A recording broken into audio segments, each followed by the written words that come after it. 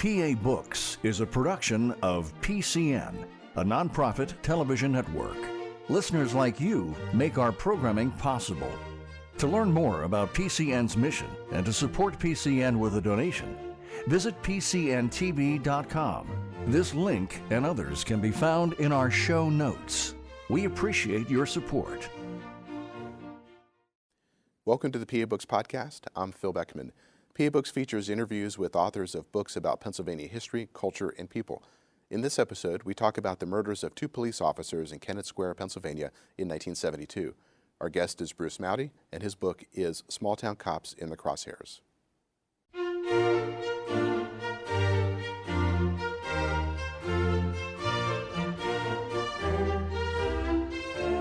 This week on PA Books, Bruce Mowday, author of Small Town Cops in the Crosshairs. Bruce Mowday is the author of Small Town Cops in the Crosshairs. Now, your book is about the murder of two police officers in Kennett Square. When did you first hear about this murder? Actually, Phil, first, thank you very much for having me on the show to talk about this book. I actually learned about this murders when I was a reporter for the Daily Local News in Westchester, and I had really just started working covering the courthouse and the crime beat and the legal beat. And one of my first assignments was to go to Harrisburg to cover a post-conviction hearing on this case. And it was just a couple of years after the murders in Kennett Square took place. So I became very familiar with the case right away in about 1974. I can't believe it's been that long. What was it that inspired you to write this book? Well, actually, I was finishing up my book on the book I did on Lafayette at Brandywine, and I received a call from Schiffer Publishing in Ackland, and they basically asked me, have I ever thought about doing a book on this case? And I said yes, and are you going to offer me a contract? Which they did, and it was a logical choice for them to contact me because I spent 3 years of my life covering the Johnston gang, and Bruce Johnston Sr. was convicted of 6 counts of murder and his 2 brothers 4 more counts of murder, and they had this crime gang that terrorized southern Chester County and more than that, up and down the eastern seaboard. And one of their gang members was a guy named Ansel Ham. He was their safe person, and he would blow up safes if the Johnstons needed to get into them, and he was the only person charged and convicted in these 2 murders. But what Bruce Johnston Sr.'s brother-in-law told me and other police have told me, and the great belief that Bruce Johnston Sr., the leader of this gang, was actually the getaway driver that night, and one of his brothers, David Johnston, was next to Ansel Ham when the 2 police officers were gunned down about 2 o'clock in the morning on November the 15th, 1972, outside the Kennett Square police station. Well, let's go a little bit deeper into that. Okay. Take us back to that night and what happened during the shooting. Yeah, it was November. It was kind of cold. It was a little bit rainy. A little bit later in the morning, they had snow. Kennett Square is it's a small community, thriving. It's known to be the mushroom capital of the world. There's a big mushroom festival every September there. But at that point, it was just a typical small town, Pennsylvania, not some crime, not major crime, certainly no murders like that was going to happen. And the 2 police officers, William Davis and Richard Posey, were on duty that night, and they had started the midnight shift. There was a traffic accident. They went out, they investigated, they had some evidence from the hit and run, and they came back to the police station. Again, it was about 2 o'clock in the morning, and William Davis got out of the car. Immediately, a shot was fired. The shot came from across the street by a sniper, a Belgian-made rifle. Just one shot, and Davis went down. Posey got out of the car trying to help his fellow officer, and wasn't sure where the shot had come from. And as he went to to Davis's aid, another shot fired. And Posey was shot once and killed. Obviously, a marksman that knew what he was doing was hiding in the vicinity. That set off a dramatic response by police. This was actually a time before, of course, cell phones, or a lot of the police officers didn't have great communications. It was a midnight shift. Actually, there was only a few police departments outside Pennsylvania State Police on patrol down there. Right before that, the Chester County District Attorney's Office and Emergency Services instituted a program where they would call the police officers on duty each night, every hour, just to make sure they were okay. And of course, the 2 o'clock call to the 2 Kennett Square officers went unanswered. They tried it several more times, no answers. So they alerted the state police, and luckily a car was in the vicinity and rushed with the lights going and sirens to the police station, and that's when the 2 police officers were found dead. You can imagine the police officers, and I interviewed one of them for the book, what they felt when they got there. They had no idea if the sniper was still there. Were they going to be coming under attack? J.R. Campbell grabbed his shotgun, and anybody came anywhere close, they were put under close surveillance with that shotgun. And within minutes, more state police, the emergency services, the ambulance got there. One of the first responders was state policeman named Charles Zagorski. And Zagorski headed up the investigation. But when he was on his way, and he lived fairly close to Kennett Square, he was convinced one of the dead officers was his brother, Frank Zagorski, because Frank was William Davis's partner, and there was a switch in shifts, and Posey switched with Frank Zagorski, and it was Posey, the father of 4 children, that was murdered that night. But when Charlie Zagorski rushed to that scene, he was sure his brother was dead. The young district attorney, who was just elected a few months before, William Lamb, who later became a Pennsylvania Supreme Court justice, rushed to the scene, and the major investigation started. For the first 3 or 4 days, a lot of the police officers, and Lamb also, didn't even go home. They slept on the floor of the small Kennett Square police station. So immediately you had the great police response. The town was put on edge. Let's talk a little bit more about the 2 men who were shot. William Davis, who was he? William Davis, the Davis family, well known in the Kennett Square area. His father worked in law enforcement. One of his brothers did. He had another brother who was well known in the school community, a coach, sports world, and was known around town as somebody that you could help. And he had a great belief that Kennett Square should be safe from criminals, and he was very proud of Kennett Square, and people would come to him with little problems, and he was the type of police officer you really want in the community. Posey was was a delivery person. They were both, Posey and Davis, involved in the local fire department, and Posey was not talked into, but he was encouraged to join the police department, and Davis was one of the persons who encouraged him, and he wanted to serve his community. Again, somebody you'd really want to be part of community. His daughter told me a story that she was so proud of her dad because after the murder, somebody came up to her and just thanked, expressed their sorrow, but thanked her father for really helping them through a bad patch, and when other officers might not have. So you got 2 officers that really were just there to serve the community. You talk in the book about that they had a longer-term relationship, that they knew each other before both of them became police officers. Yes, they actually, Davis worked with Posey and early on as a youngster, and the great bond that indeed they had through the the fire department, and the families lived fairly close to each other. And again, it's a small community, and these were two policemen that really enjoyed being part of that and helping the community to thrive.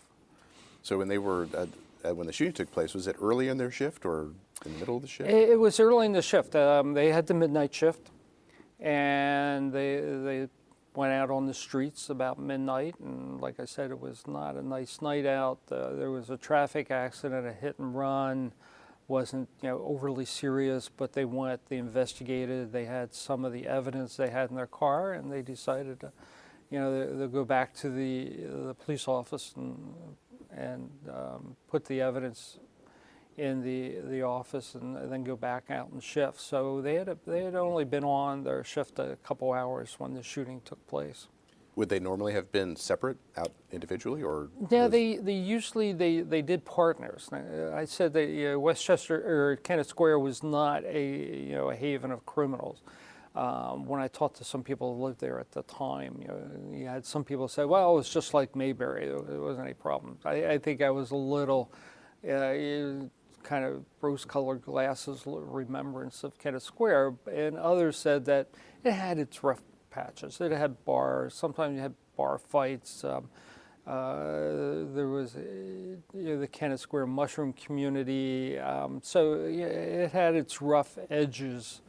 A friend of mine who lived there at the time said she would never have gone alone into any of the bars by herself at that point. So the police usually had teams out, and the police officers worked. And if I remember right, there was about 12 police officers total that covered Kennett Square at that time. So take us to the crime scene. The first police officer arrives on scene. What does he see? He comes into the back parking lot of the Kennett Square police station. There's a spotlight out there. He sees in what he described were like a lump covered in black raincoats. And this was the two police officers on top of each other. Of course, they checked for pulses, called 911, and really there was some talk that maybe Officer Davis had survived a little bit, but they think he was pretty much killed instantly, and Posey certainly was. When you're there, you look around, it's very dark. Outside of the one spotlight, it's in a corner of town. There was, kind of the response is really quick. So you had the ambulance there, and you had other police officers and emergency services coming very quickly to the area. Since it was 2 o'clock in the morning, you didn't have much foot traffic or pedestrians out, even though there was one woman who later admitted that she was walking towards the police station a little bit before 2 o'clock and heard maybe the shots, came running around the corner, saw what was happening, and she went back to the place where she was visiting and did not call the police right away. She said, she didn't really know what to do, and within 15 minutes she heard the ambulance and the sirens and everything, and later on she disclosed that she was the person. There's also a theory that when she came around that corner, that kind of spooked Bruce Johnston Sr., who was supposedly the next block over with the getaway car, and he took off because he didn't want to be caught at the scene, and that left brother David Johnston and Ansel Ham alone to fend for themselves and to get away. How long after the bodies were found were the families notified? Mrs. Posey was working at a plant outside of Downingtown at that point, which is not that far away from Kennett Square, and there was a police officer dispatched to the workplace to notify her.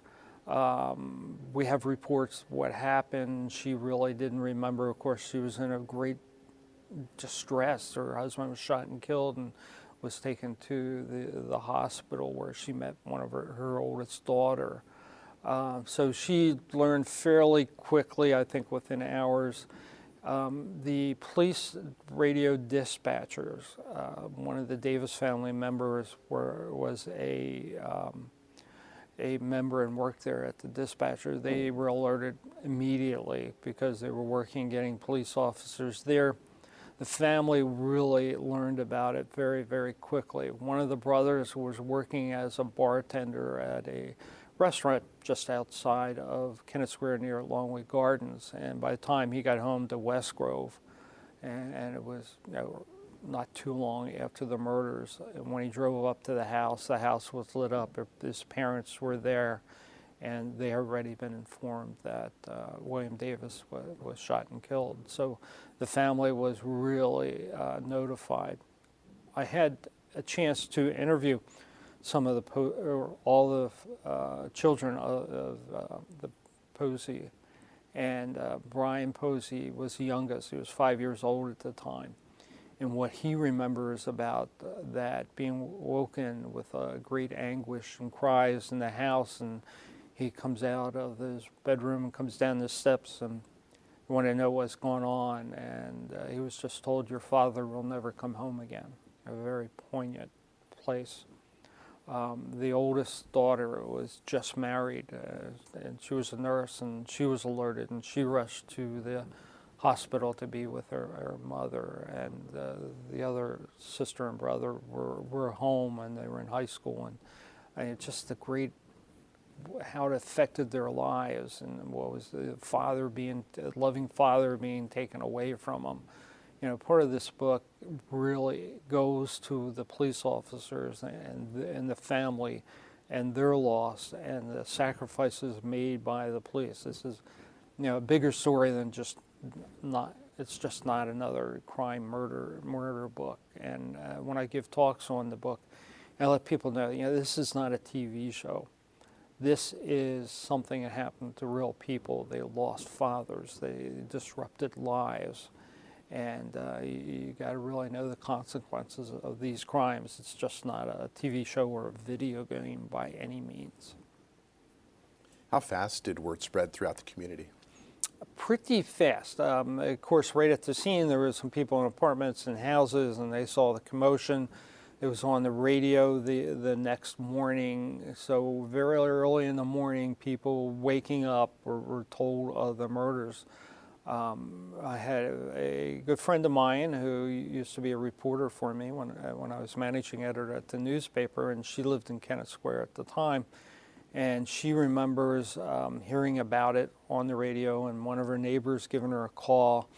And she was outside in the yard with her young daughter, and she just scooped up the daughter and got it and went back into the house because she was afraid that, where were these murderers? What was going on? She wanted to keep her, daughter safe, and there was a lot of that in the community. Who was this person? Many persons believed that Kennett Square was such a nice community there wouldn't have been one of those. One of the members must have been an outsider, and there were some reports that some outsiders were involved that were all discounted pretty quickly.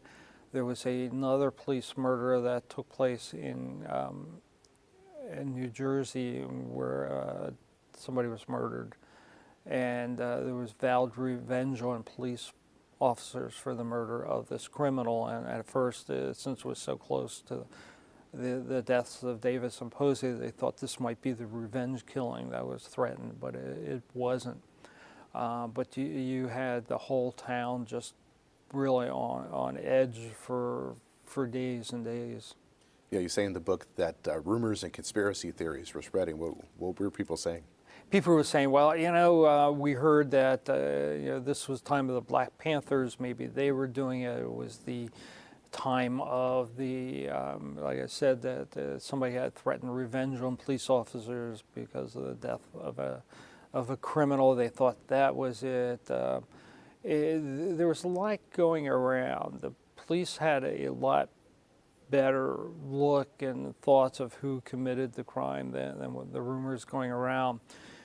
They had a list of subjects.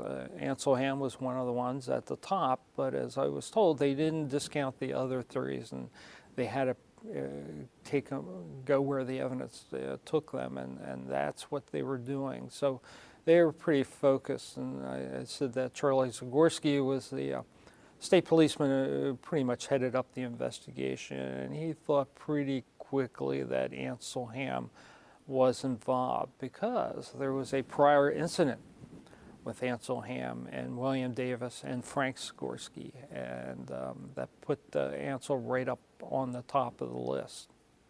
So you talk about how Davis had prior interactions with Ham, Right. not always pleasant interactions. Can you kind of detail some of those? Sure.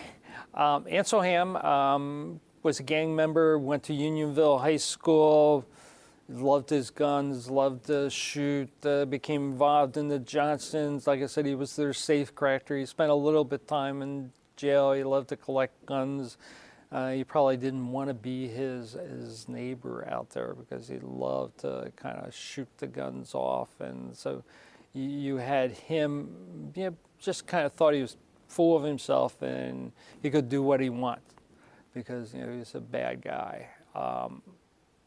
The Davis didn't want anybody to do anything to harm and break laws in Kennett Square, and it was a small thing that Ham didn't have a driver's license. It was taken away from him.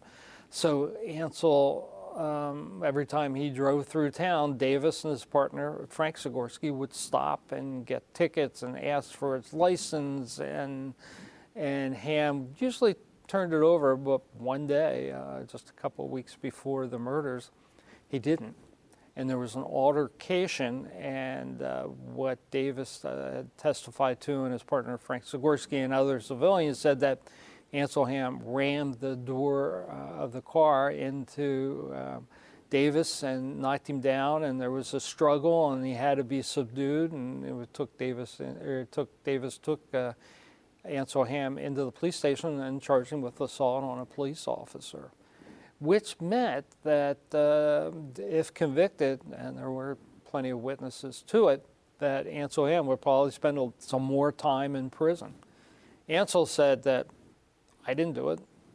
They roughed me up and they dragged me out and I didn't start it. And he had a girlfriend in the car who backed up Ansel, so you got a little bit of he said, she said, Ansel saying one thing, the police the other, but there were other civilian witnesses said Ansel started it. So you had Ansel Ham not wanting to go to prison, even though it would have been a short stretch with the assault. And it turns out he was looking for ways that would keep him out of jail. Was there any evidence found at the crime scene itself?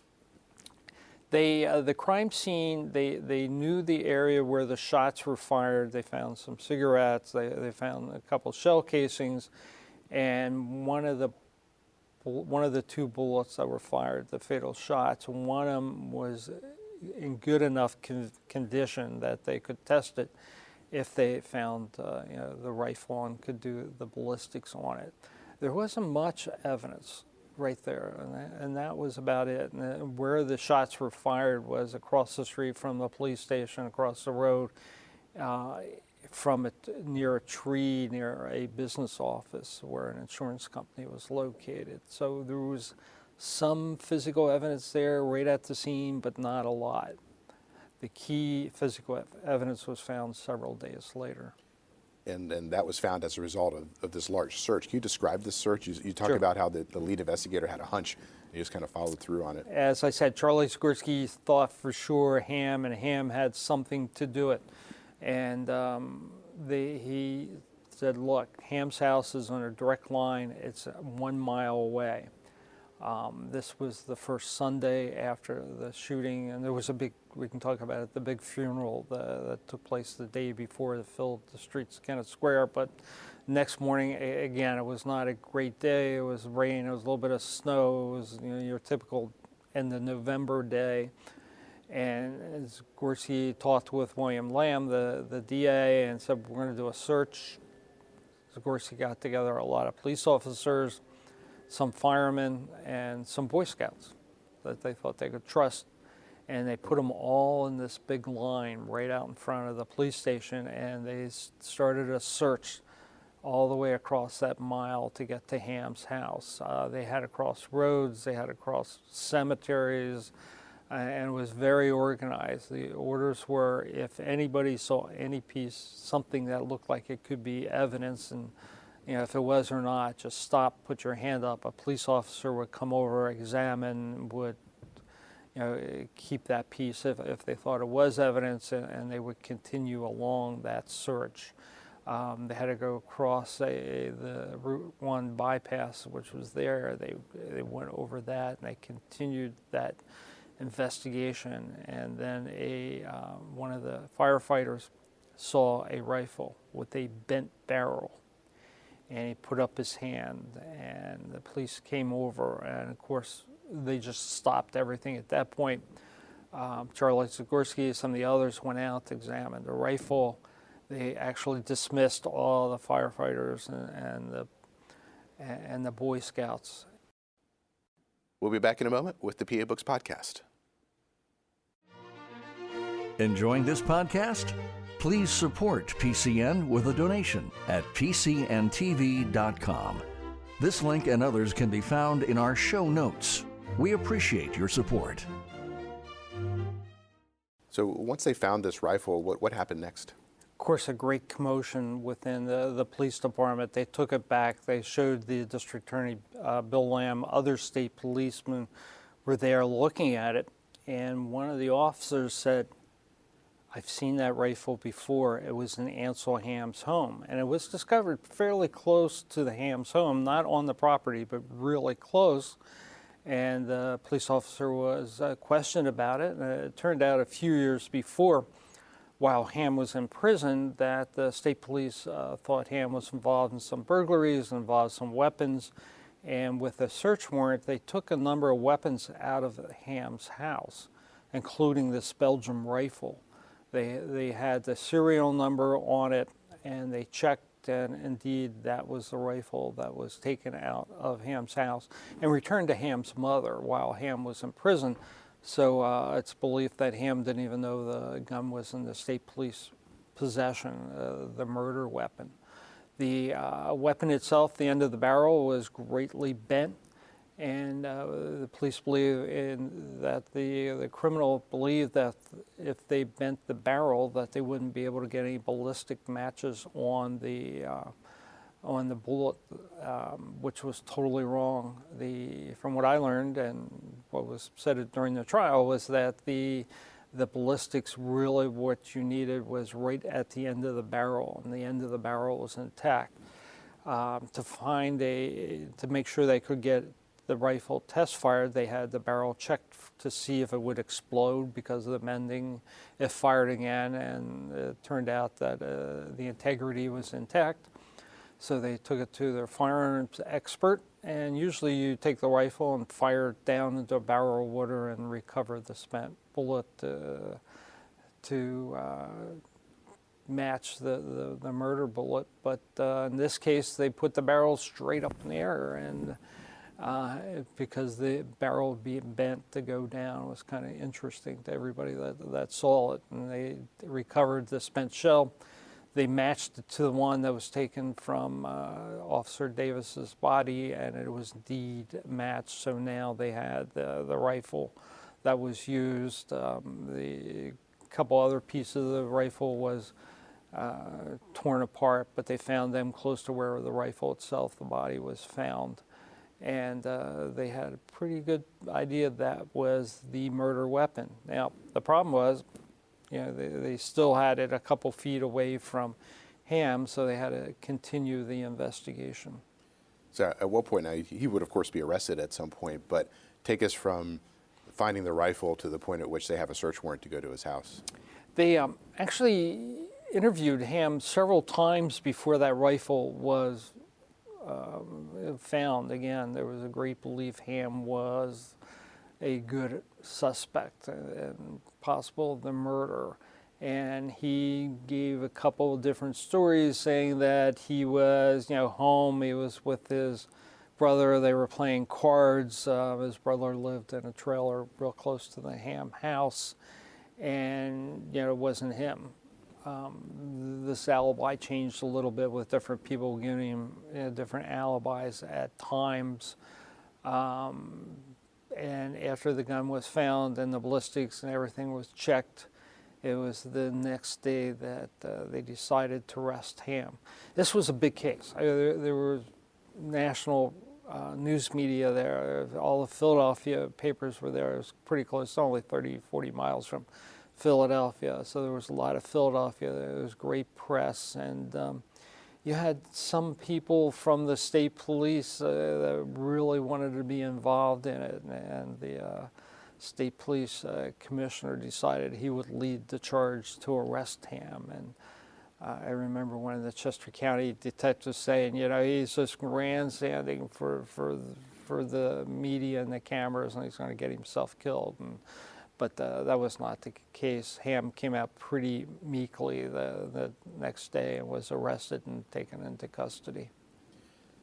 So at that point, were they convinced that it was him, or was there any direct evidence that would connect him to the crime? They had the rifle that was in his possession. They had it discarded within feet of Ham's house. They had the prior altercation, so he had a motive.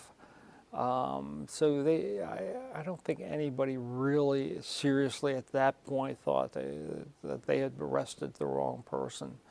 Ham had his relationship with the Johnstons, so he was a known criminal. So it all kind of added up. Did they have somebody that saw him fire the shots? No. Maybe David Johnston did, but David wasn't going to admit to it. And matter of fact, it turned up David and Bruce Johnston Sr. both ended up character witnesses for Ansel Ham during the trial. So it was a little bit of speculation there, but there was that circumstantial evidence was pretty much mounted against him. So you say in the book that when he was incarcerated after being arrested, that Davis's father was a prison guard in the same facility, correct?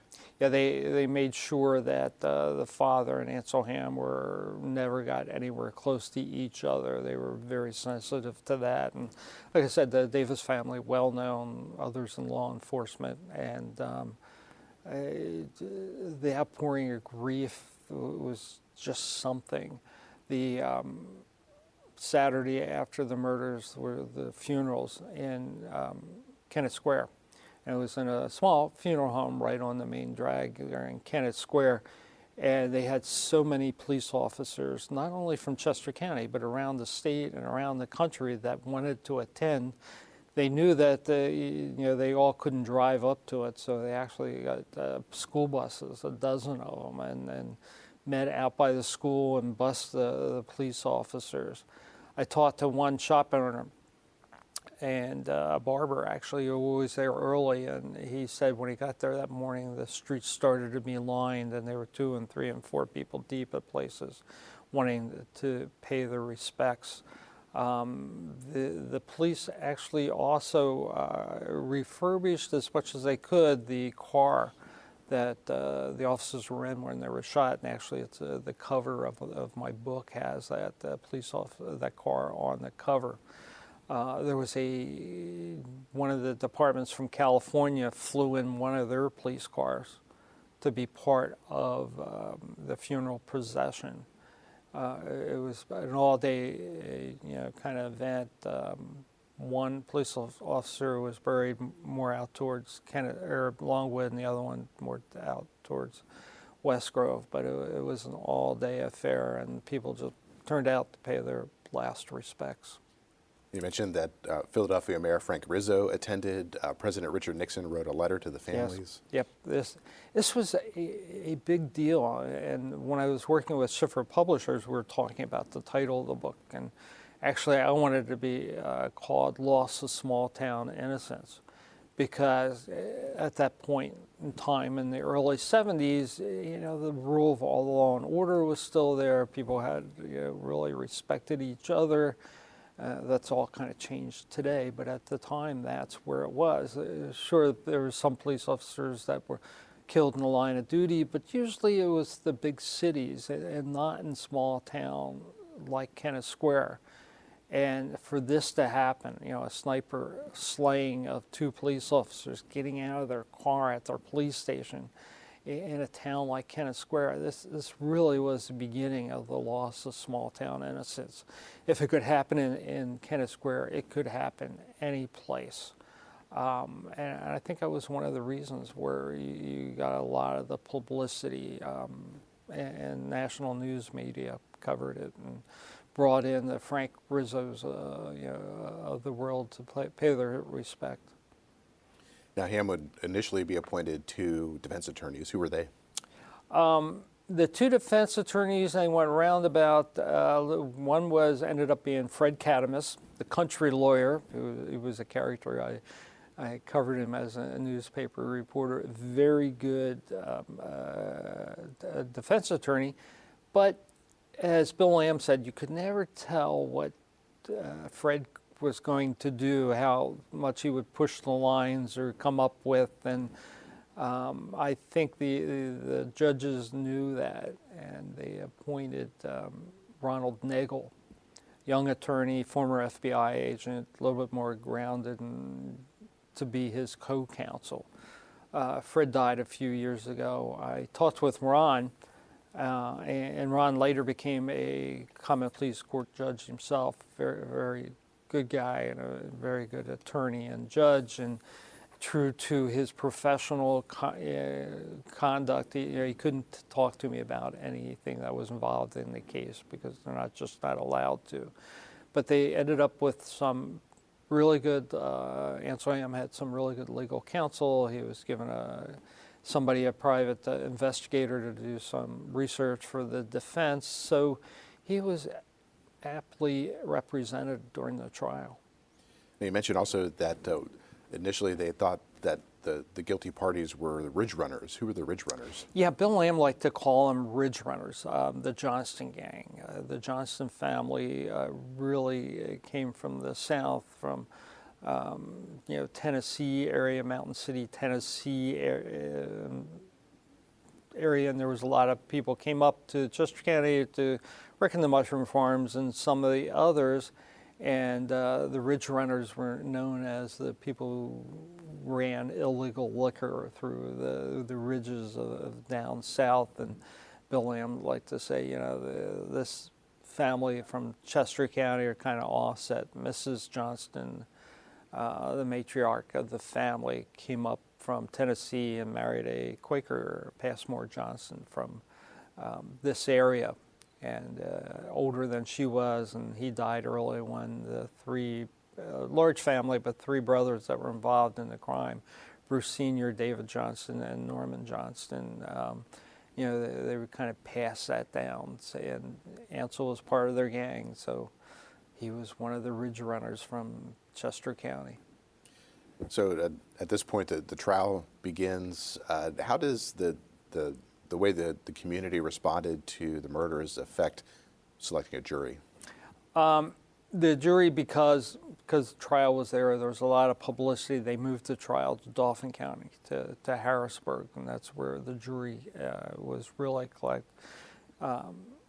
selected, and that's where the case was tried. Of course, the community was really upset about it. There was a great following. I had a chance to look through the Kennett News and Advertiser, the weekly newspaper that served Kennett Square, and even though it was a weekly newspaper, it was amazing. They did a whole the trial almost day by day and witness by witness, which helped me in my research, and reported it, and it was greatly looked upon. And you can imagine the Davis family and the Posey family were hanging on every witness and what was said in the jury verdict, and so there was a great interest in the community on what was happening in Harrisburg at the time.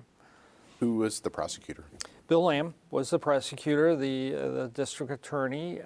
He had Charlie Zagorski by his side, of course, and a lot of the Tommy Cloud state policemen and a lot of others. But he was the main prosecutor, and he he's very meticulous. He also prosecuted the Johnston gang for the multiple murders and gained convictions there. And he made sure, and along with the police beforehand, that they investigated and interviewed witnesses and got every piece of evidence and had it properly authenticated. I talked to the state policeman who was in charge of the evidence, and he was told early on, don't mess this up, and he didn't. He did a great job with it. So, he called the police officers and the members of the community, and people could testify to the bad blood between Ham and Davis and the forensics and what happened during this search, and really had a tight case against Ansel Ham. What was the defense strategy? The defense strategy. Actually, they threw a couple curveballs at the prosecutors. Basically, Ham said, "Wasn't me. I was home. I was playing cards with my brother and some of his friends, and try to place him that he was there at the time the shots were fired." That's what he claimed. Some people in the card game said, yeah, he came in a little bit later and he had enough time to commit the murders and come back. He had friends that testified for him, the Johnstons, as I said. And then there was one woman who gave an alibi mostly to Ansel Ham, but it was a little shaky. But she was convinced that Ansel was not guilty, and she talked to her sister, who lived out of state and who was blind and a little timid, and went to her sister and said, look, they're railroading this nice young gentleman, Ansel Ham. You need to give him an alibi. So during the defense portion of the trial, unbeknownst to the prosecution, they called in this woman who got up and said, I was there. I was with Ansel Ham. He couldn't have done it. And they recessed for the day. Bill Lamb said he looked over at Charlie Scorsese and said, who is she? Where did this come from? And that evening back at the hotel, Bill Lamb said, what are we going to do? And Charlie said, I'm going to go down and talk to her tonight, and took a FBI agent and went down to her home, drove down to her home, knocked on the door. Husband didn't even know she had testified, that they kept it very quiet. The defense came down, picked her up, flew her up to Harrisburg, flew her back home. And eventually she wouldn't come out of her bedroom to talk to the police investigators. And it took a little convincing by her husband, who said, you got to come out and talk with them. And she came to the top floor, and she admitted that she had lied and made up the story because of the pressure of her sister. So they put her in a car, took her back to Harrisburg the next day, put her immediately back on the stand, and where she recanted her testimony. And Bill Lamb made sure the jury knew that she admitted lying. Bill Lamb got back to his seat, turned to Charlie Scorsese and said, how did I do, Charlie? And Charlie said, I don't know how you did, but she was great. Really ruined the defense. The defense had a second part that they had blamed a guy named Bo Darrell for committing the murder. Bo was also a criminal.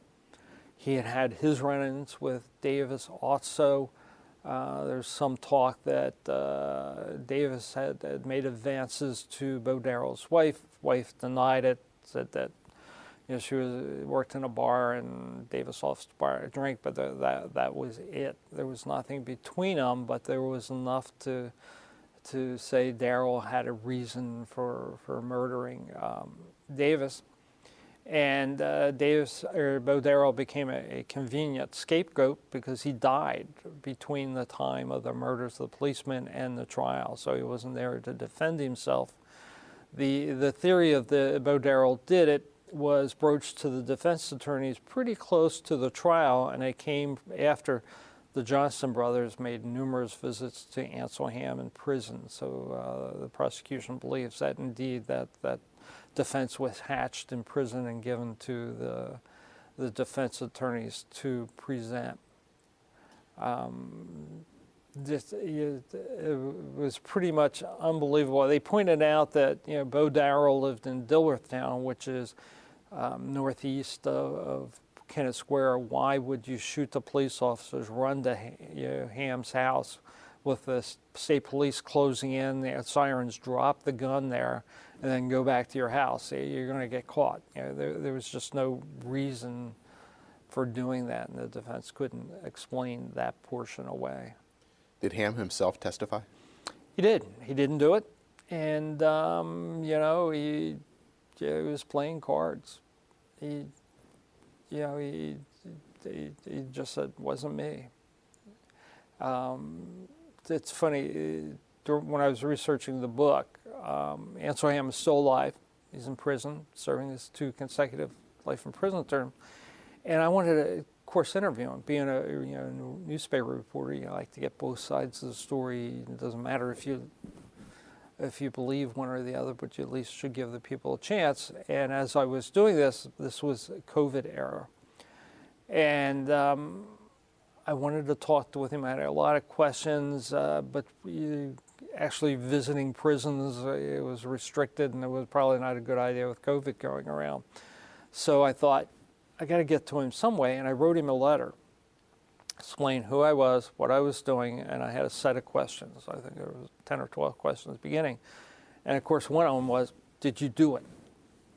And, he never answered it directly. He said he was wrongfully convicted because the grand jury foreman on his case didn't properly sign the indictment. Never said he didn't do it. He just said it that way, which I always thought was kind of interesting. How long did it take the jury to deliver its verdict? They weren't out very long. I forget exactly, but it was hours. It wasn't days and days. And the verdict was immediately, alerted people back in Kennett Square and the Davis family, and knew about the conviction. And the Posey family were there also, and it's kind of interesting, the reaction. It wasn't overjoyed that they were glad that Ham was convicted, but it was still kind of finality that the Posey's father, that was the end of the case.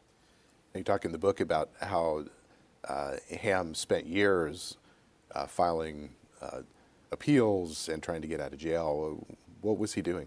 Well, he fancied himself later on as a jailhouse attorney, and he was always trying, post-conviction hearing acts, that there was a deficiency in the evidence, that the grand jury foreman did not sign the proper papers, and he should be let out. And it was just an appeal after appeal, both in state court and in federal court.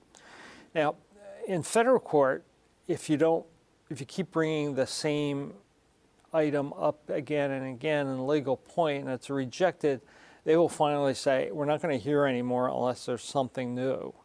And they would not allow him to file these papers as an indigent attorney representing himself. Pennsylvania does not have that law. And he just appealed, and I talked and interviewed the member of the Chester County DA's office who handled a lot of them, and Ham would mess around with some words. Sometimes he had another attorney, sometimes he did it himself, but he just kept us up year after year. And the local judges knew what was going on, and the DA's was said, see your previous ruling, nothing has changed. He got a little creative at times. He decided, besides challenging the verdict, he said my attorneys were incompetent, prosecutors were corrupt, illegally detained, which led him to put in suits against some governors of Pennsylvania, and he went as far as a few presidents, saying he was illegally detained and named them. I think the last appeal that I know that was divided, I think it was in 2021. I mean, this goes on and on and on. I don't know if he has any more appeals pending, but that was the last one I heard that it was denied. After I wrote him and he wrote back his answers twice, he initiated more letters to me, and basically just reiterated, I'm not guilty because of what the grand jury foreman didn't do. So he's still sitting there. I have not heard if you read the book. On my previous book, Jailing the Johnston Gang, where I really dealt with the 6 murders that Bruce Johnston Sr. was convicted. I know the Johnston brothers did not like the book with something that they wrote me. By the way, Bruce Johnston was convicted of 6 counts of murder. I really think he did 10. Some people think he did more. This just was not a nice group of people that were dealing with the whole crime syndicate. After the Johnston brothers went to prison, members of their gang were still out and around, and the small town cops in the Crosshairs, the Ansel Handbook, was actually the 3rd one I wrote on them, and I didn't really set out to do a trilogy on the Johnstons, but it certainly wrapped up the Johnston gang in Chester County. My first book was on the murders, and one of their members, a guy named Benny LaCourte, interesting guy. He was a teacher, he was a barber, he was a chiropractor, and he was a thief. Interesting combination. But after the brothers went to prison, he read in the New York Times that one of Andrew Wyeth's, famous painter from Chadds Ford, paintings went for almost $1 million at an auction. Today they would go for a lot more. And he turned to his cohort, Franny Matherly, who was a member of the Matherly-Mathering gang that kind of associated with the Johnstons. There was a lot of crime taking place in Chester counties in the 70s and the 80s. And he said, Andy lives pretty close to us. Why don't we just go steal a painting and it'll be our retirement fund?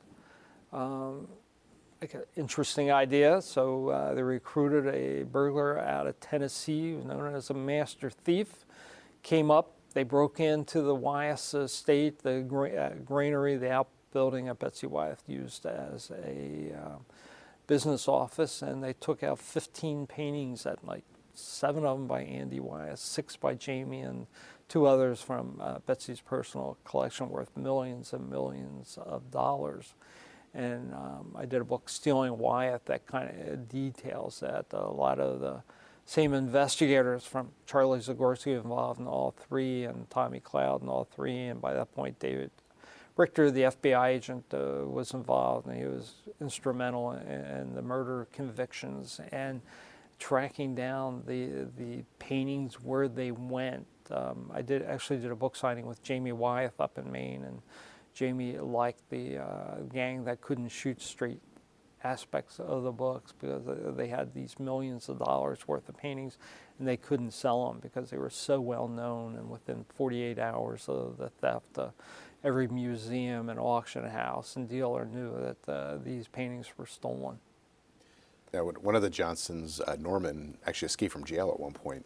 He did in 1999, and Norman had been in prison at that point for more than 20 years. Norman was kind of a likable guy at times. He was the youngest brother, and he talked some of the prison people into kind of aiding him escape. It was all planned. He did escape, and I was really surprised at first. Why did he come back to Chester County? Was to get revenge? That didn't really sound like Norman Johnston. And he really put the whole county on edge for weeks and weeks and weeks. Bill Lamb didn't have a choice. He was put under state police protection. Some of the criminals that turned state evidence and testified against the Johnstons just left town until he was recaptured. And he was spotted all over Chester County. I think he was trying to get close to some of the relatives which they had left some money. And he was trying to get that money, I'm sure, to get away. But everybody involved with the Johnston family was under close surveillance by police. He couldn't get close to anybody. And I was later told that the relative that was given money had spent the money anyway, so he was kind of glad when Norman was captured. But Norman had a rough time out there. He lived out in the open. He was seen, spotted, chased Nottingham Park down in Maryland, all over the place. He could only steal old cars because he didn't know how new ones worked. pay at the pump was an issue for him. The landscape had changed, so he was running kind of ragged. Of course, the media reported it every day. Philadelphia police radio stations, television stations, local media, and it was. Besides being a dangerous murderer out there, some people thought it was kind of funny, and then they had T-shirts printed up, "Run, Norman, run," which police didn't really take too kindly to. And one day, a state policeman saw him in an old stolen car and chased him. Norman thought he was clever, and he went to this farm that he knew he could escape the back way, but the farm had turned into a housing development with a fence in the back. And that's when he was trapped and captured. Well, we've been talking about the book Small Town Cops in the Crosshairs. Bruce Mowday, thank you for speaking with me. Thank you, Phil. It's always a pleasure. Listeners like you make PCN programming possible. Full episodes of PA Books, as well as other PCN programs, are available to stream with the PCN Select app. To learn more about PCN's mission and to support PCN with a donation, visit pcntv.com. This link and others can be found in our show notes. We appreciate your support.